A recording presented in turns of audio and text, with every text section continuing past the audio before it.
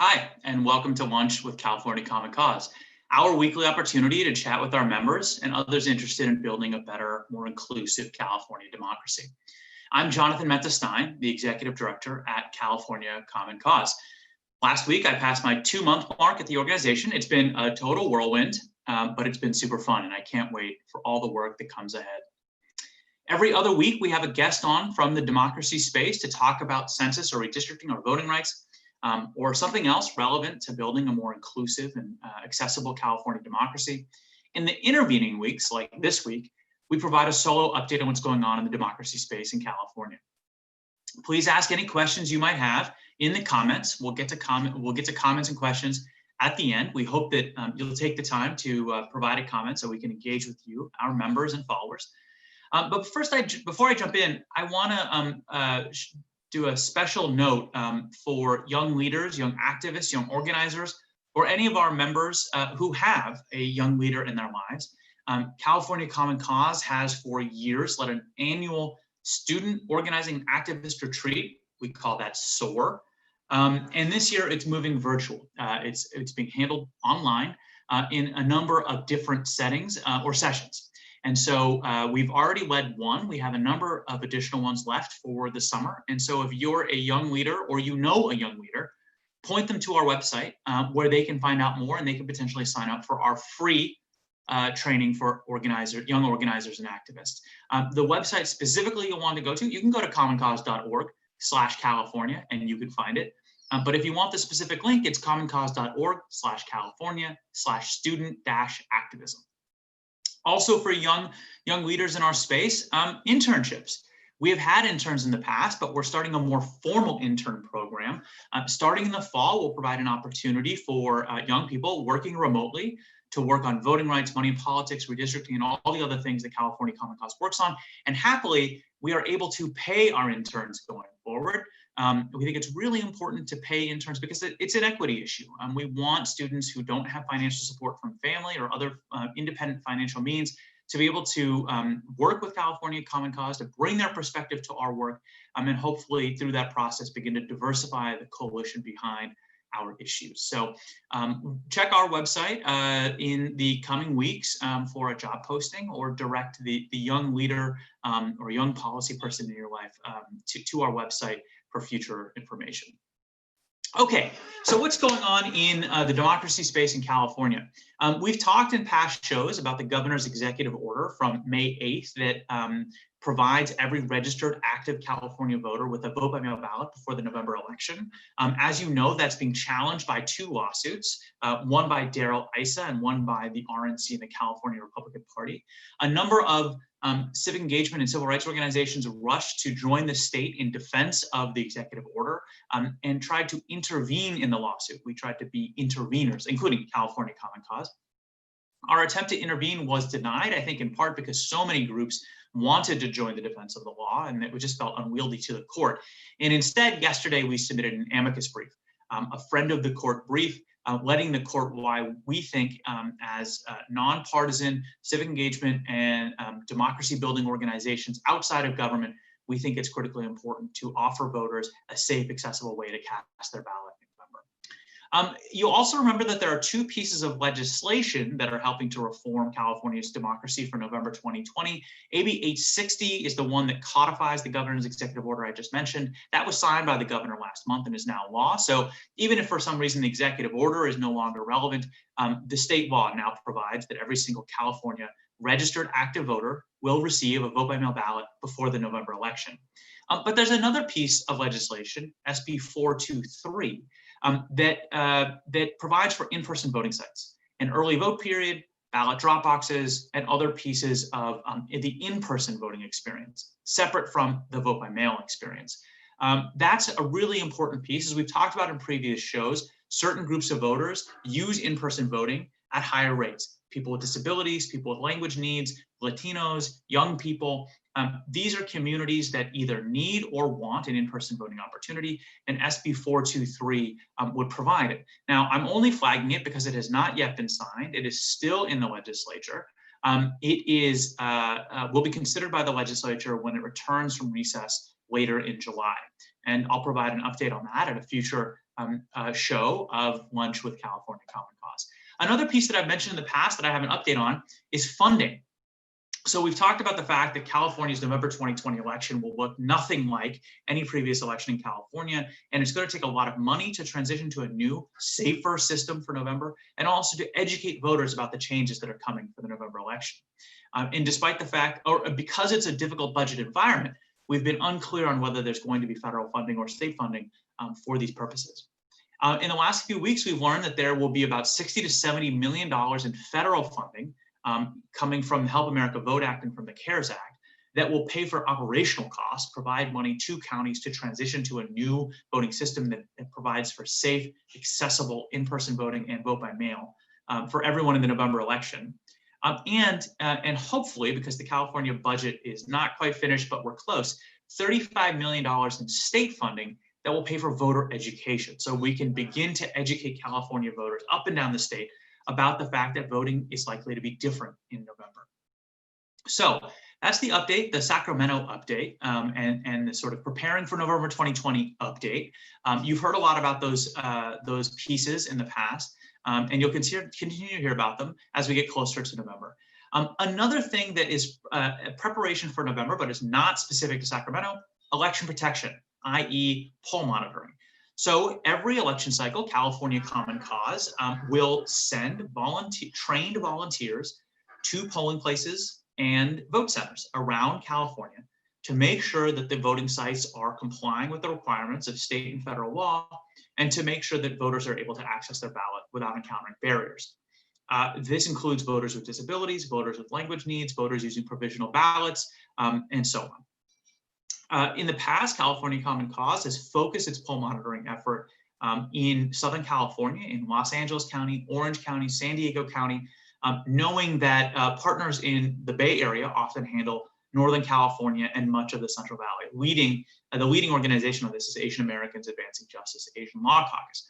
So we're preparing for our November 2020, or we're laying plans for our November 2020 poll monitoring work. Our target is 150 volunteers who will visit 350 polling places and voting sites around Southern California. We're looking at LA County, San Diego County, Riverside County, San Bernardino County, and potentially Orange County. Now, what's the rationale behind choosing those counties? Well, LA County encountered, as I'm sure you know, enormous problems in the March presidential primary, with lines of up to 4 hours in some parts of the county. In fact, we're actually drafting and coming close to finalizing a very, very robust and very comprehensive report on LA County's March 2020 experience, what went wrong and how we can fix it. So look for that in the coming weeks. But we want to be in LA County vote centers to see if problems have been fixed or if problems reoccur. And in San Diego, Riverside, and San Bernardino, those are counties that have not previously moved to the vote center model. They are counties that use the traditional polling places, the neighborhood polling places that so many of our viewers are familiar with. They will see dramatic change in the November 2020 election because we're going to allow, assuming that all the policy pieces that are churning in Sacramento actually pass and are implemented the way that they're intended, we are going to see consolidation of polling places up to one for every 10,000 voters, because counties need to be able to offer larger spaces that can ensure social distancing. And they also are having difficulty finding the same number of spaces because a lot of polling sites aren't comfortable serving as high traffic voting locations in the November election. So consolidating gives some relief to counties that can't find voting sites, and enables them to use a lower number of voting sites that are larger and can be safe for voters. Well, what that means is that San Diego, Riverside, and San Bernardino in particular are likely to see pretty substantial change in the way that they run their election. And so we want to be in those counties with our volunteers, making sure that things go well because of the scale of the change. Orange County has used vote centers in the past, and so the election system that they've used in the past looks very similar to the election system that will be more similar, let's say, to the election system they'll be expected to use in November 2020. And so if we have to prioritize, we likely will prioritize elsewhere, but if we have a huge volunteer turnout, we'll be in Orange County as well. Additionally, and this is the last piece I want to raise on the subject of voting rights and voting for November 2020, we are embarking on this really exciting research project. Actually, we're in the middle of a very exciting research project with the Center for Social Innovation at UC Riverside, funded by the Haas Junior Fund, in which we are leading focus groups with different groups of California voters to understand what messages most effectively explain the November 2020 election to voters, and really begin to understand in a detailed way how do different groups of voters get their information about how to vote, how do they get information about election changes, how comfortable are they with vote by mail, what are their concerns about voting in person in the November 2020 election, and so on. We're leading 7 focus groups in 6 languages.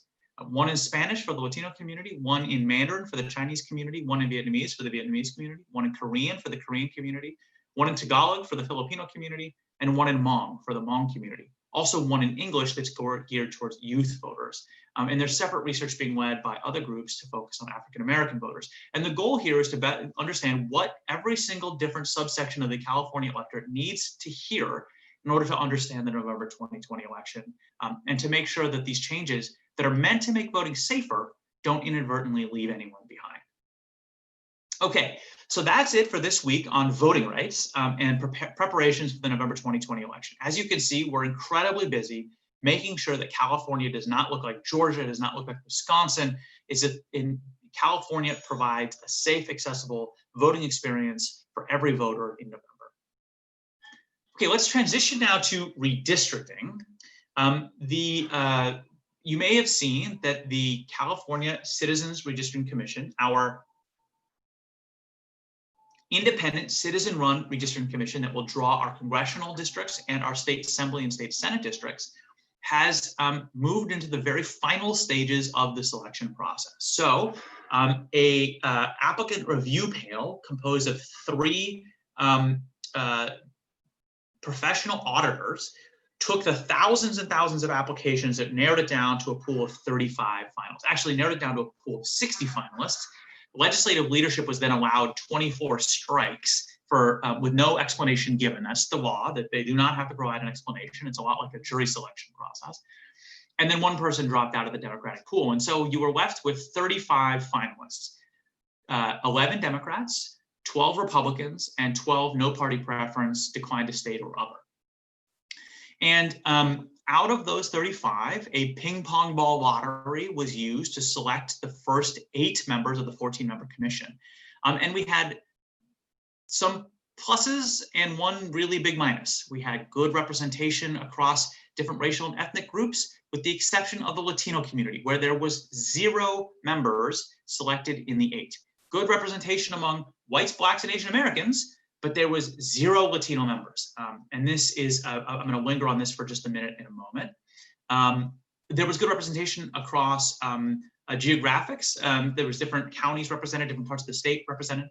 And so that's good as well. But this piece about Latino underrepresentation is really critical.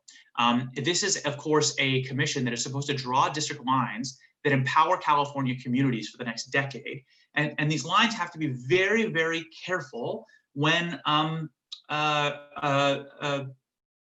attempting to honor the needs of specific communities. And so it's not enough to say the lines drawn need to honor the history and current day lived experience of the Latino community. In fact, it's the Latino community in East San Diego County, and the Latino community in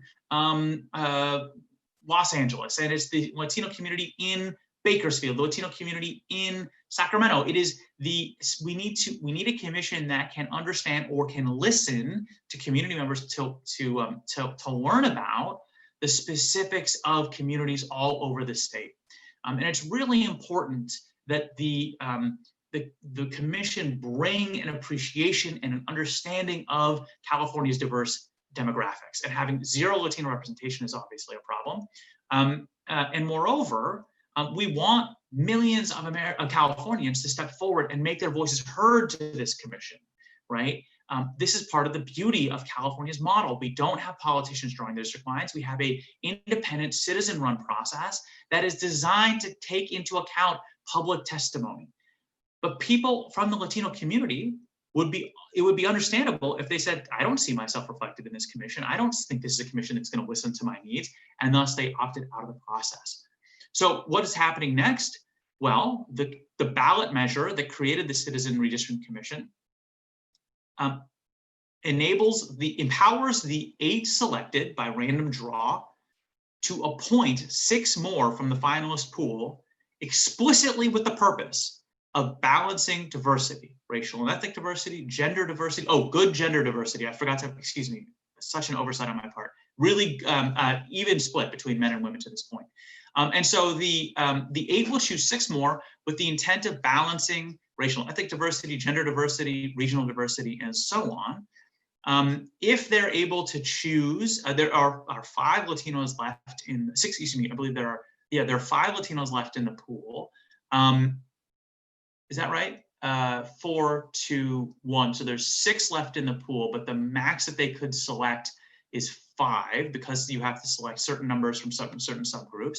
If they were able to select 5 Latinos, that would be, the commission ultimately would be 35% Latino, which is less than the number of Latinos in the total population, but greater than the number of Latinos in California's citizen voting age population. Now, of course, California has Prop 209, and explicitly choosing people on the basis of race is not permitted in California because of the ban on affirmative action. However, taking racial and ethnic diversity as one of several factors when evaluating candidates is permitted. And an overall goal of, while hard quotas are not permitted, having a conversation about creating a commission that is broadly representative of the state is permitted. And so the commission will have its work to do, but it will have to do that work in a way that is holistic. Okay, so we've got interesting times on the state's Citizens Redistricting Commission, and more to come on that front. With local redistricting, we have, as I'm sure you know by now, local cities and counties are building their own redistricting commissions, which is incredibly exciting. We've seen some that have struggled to achieve a substantial applicant pool. So for example, the city of San Diego, with just a few days left in its application period, had only 10 applicants, and which was a huge problem. And San Diego, more power to you folks. You really turned out in the last few days, and the total number was up over 100. In part, that was because San Diego used a lengthy paper application that had to be postmarked by the deadline date, which meant that a whole bunch of folks were waiting to mail it in, and then mailed it in on the last day, which meant it got to the city of San Diego offices shortly after the deadline. So that number went from 10 to 100 in under a week. So kudos to you, San Diego. There's a number of jurisdictions that are currently recruiting. San Diego County. Now, I just mentioned San Diego, San Diego, San Diego. I was referring to San Diego City. The San Diego County Commission is still taking applicants. The city of Chula Vista is still taking applicants. It only has 7 applicants to this point. Escondido is currently taking applicants. That's in North San Diego County. It only has 5 to this point, last we checked. And Santa Barbara County is looking for applicants. It only has 5 to last time we checked.